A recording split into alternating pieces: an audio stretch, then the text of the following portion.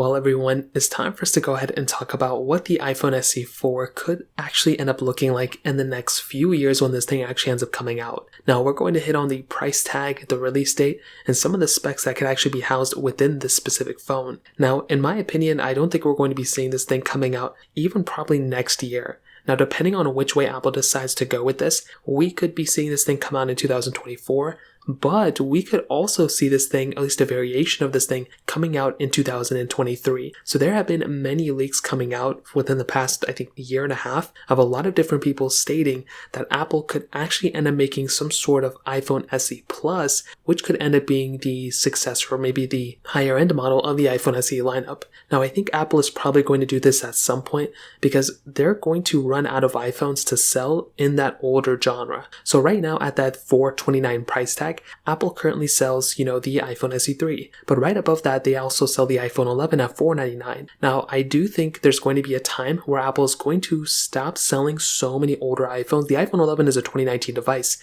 When the iPhone 14s come out, that iPhone's going to go out. Probably the iPhone 12 mini is going to take its place. But I think Apple's going to do something where they're probably going to go ahead and take out that specific $499 price tag and no longer offer that for the older iPhones. And I think they're going to go ahead and offer that probably to a new iPhone lineup. So something like the iPhone SE Plus and iPhone SE Pro, if you will. So they'll have one at $429 and they'll have another one at either $499 or $529. So I think the specific iPhone that I'm thinking of is probably going to end up being something like an iPhone XR body that is going to be sold at $499 or $529. Now, that's the first thing. Now, the price tag of this thing, we kind of covered. The release date is kind of up in the air. If this iPhone ends up replacing the iPhone SE, the current one we have now, well, then that's probably going to come out in 2024. But if it's sold alongside of the iPhone SE 3, then I could see this iPhone probably coming out in 2023, potentially early 2023, just like a year after the 2022 iPhone SE that we just saw. Now, in terms of the specs that we can see inside,